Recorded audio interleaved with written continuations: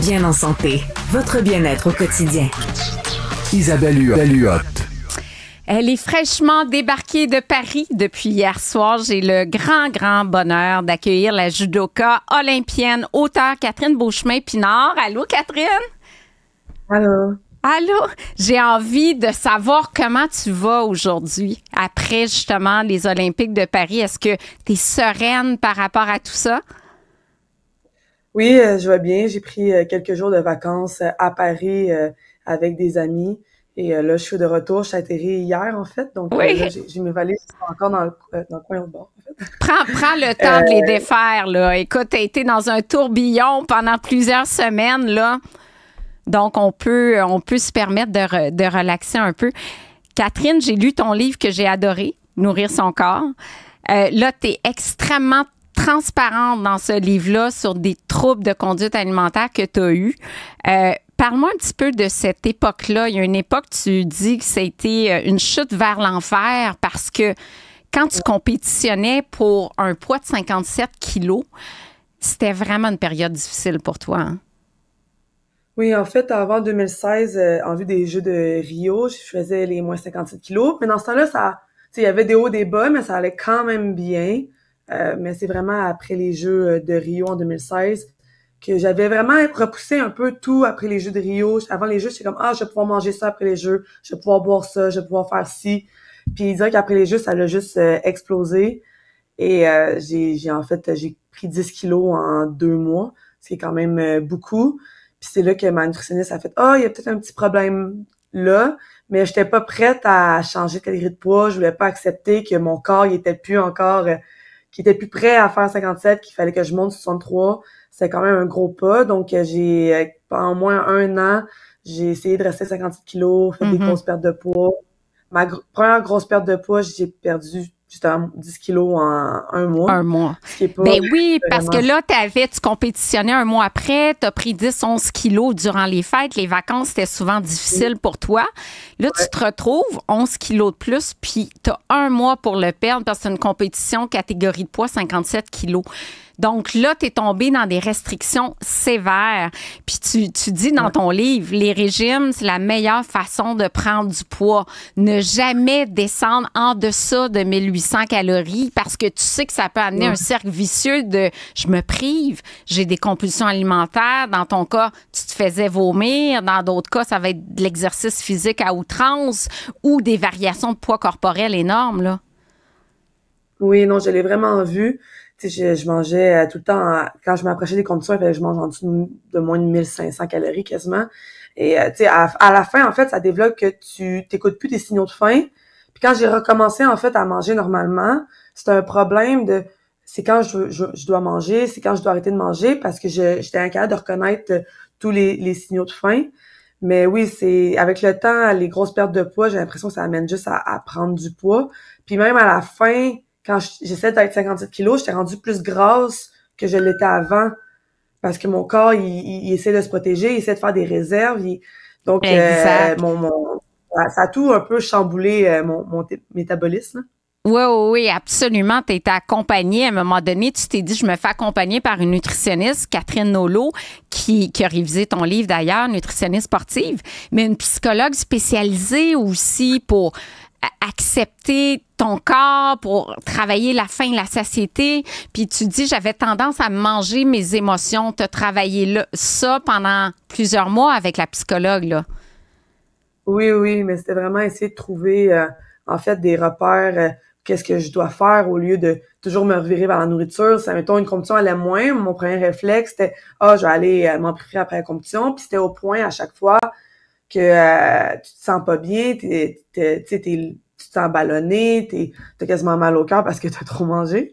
Mais c'est certains repères de je peux me retourner vers ma famille, leur parler un peu plus, prendre un bain, me détendre, aller prendre une marche, pour vraiment pas tomber non plus dans l'excès. Répondre adéquatement à l'émotion en trouvant une activité qui va vraiment répondre à l'émotion au lieu de trouver refuge dans les aliments qui apportent du réconfort, qui gèlent l'émotion. Mais après ça, tu te sens coupable, puis là, tu te sens pas mieux, puis là, toute ta journée est affectée par ça. Tu dis dans ton livre, la santé est plus importante qu'un poids sur la balance. À un moment donné, tu t'es dit ça. Il y a quelque chose que j'aime beaucoup dans ton livre aussi, tu as fait un tableau des avantages de rester à 57 kilos, les points positifs, les points négatifs, puis les avantages et désavantages de monter à 63 kilos. Puis quand tu as fait cet exercice-là, tu t'es dit, hey, j'ai plus de points positifs à 63 kilos. Donc, je fais le saut et je monte de catégorie de poids. Ouais. Oui, ça a été, en fait, je me souviens de cette journée-là, je vais toujours m'en souvenir, j'étais arrivée au bureau, en fait, de ma psychologue, puis je voulais être heureuse, mais rester 57 kilos. Donc, j'étais arrivée, j'ai dit, j'aimerais ça, rester 57 kilos, mais tu sais, que dans ma vie personnelle, ça va bien, que je sois heureuse. Puis elle me dit, assis-toi, on va en parler. Puis dès le début de la conversation, elle me dit, c'est impossible. Tu sais, 57 kilos, ça t'amène trop de restrictions. Ça venait toucher vraiment toutes les parties personnelles de ma vie. Tu sais, j'étais plus fragile. Aller au restaurant, ça m'apportait une anxiété énorme d'essayer de choisir quelque chose qui allait rentrer dans toutes mes restrictions alimentaires. Et non, en fait, c'était vraiment rendu trop. Donc, elle m'a dit, je pense pas que c'est possible. On va regarder c'est quoi les côtés positifs et négatifs de monter 63. Et en faisant la liste, ce que je me suis rendu compte, c'est en fait, j'avais peur du changement, j'avais peur de changer quelque chose, j'avais peur du jugement, mais c'était toutes des peurs, si on peut dire peut-être irrationnelles ou des peurs que ça allait peut-être pas se passer comme ça. Tu sais, c'est vraiment, c'est le futur, tu peux pas prédire ça. Puis c'est de faire le saut, puis d'aller vers le changement, parce que quand on stagne dans un point de notre vie, j'ai l'impression que on se retient vers l'arrière. Donc, je pense que ce changement-là, ça a été une de mes meilleures décisions. Oui, pour mieux avancer. Puis d'ailleurs, je te cite, tu dis, il faut pas avoir peur du changement. Il est nécessaire pour évoluer. Chaque obstacle m'a permis d'apprendre et d'avancer. Fait que tu as osé foncer. Tu es retourné 63 kilos parce qu'au début de ta carrière, tu as varié un petit peu entre les deux. 57, 63, tu es revenu à 57. Et là, c'est 63 pour de bon. Tu es plus près de ton poids naturel aussi. Et tu permet une variation hors compétition de 4 à 6 là, à peu près de ton poids. Là. Ouais. Oui. Mais en fait, c'est un peu la norme. Je pense que c'est très rare dans les sports à catégorie de poids que les personnes se maintiennent toujours au poids ou sous le poids. Ça amène à certains désavantages niveau musculaire, force. Mais tu sais, d'avoir justement une variation santé, de pas trop dépasser. Puis je pense dans mon livre, justement, il y a un beau petit tableau avec Catherine Nelot qu'on a fait, que c'est vraiment, tu sais, les zones que c'est santé, si on peut dire, les zones que c'est un peu plus dangereux, puis les zones que, OK, là, si t'es dans ces zones-là de poids, ben, tu serais mieux de monter de calories de poids parce que ça commence à être trop de restrictions pour redescendre à chaque fois. Mais c'est vraiment, tu sais, même rester dans des zones de calories de poids, c'est pas facile parce que ça nous amène souvent. Donc, je pense que ce qui a été le plus dur avec mon trouble alimentaire, c'est de devoir continuer, en fait, à me peser puis à faire un poids. Ça a quand même, je pense, ça a pris peut-être plus de temps, justement, mon trouble à guérir, parce que je devais quand même continuer à gérer mon poids, comparé à, mettons, quelqu'un qui a un trouble alimentaire puis qui n'a pas vraiment besoin de gérer son poids ou de rester dans une catégorie de poids. Là. Exactement, parce que quand on regarde la prévalence des troubles alimentaires dans des sports d'élite à catégorie de poids, ben il y en a beaucoup plus parce que t'as pas le choix de te mesurer, surveiller tout le temps. Fait que ça, c'est une pression énorme en tout temps. Fait que je pense que l'accompagnement que tu as reçu ta psychologue était un must. Puis on dirait qu'il y en a plein de troubles alimentaires chez les Olympiens. Puis ça se dit pas, c'est camouflé. On n'en parle pas. J'ai reçu à l'émission un patineur artistique qui est allé aux Olympiques aussi, qui a développé des problèmes d'anorexie. Puis il dit, il y en avait plein dans le comité. Puis personne n'osait se le dire alors qu'on peut s'entraider là-dedans.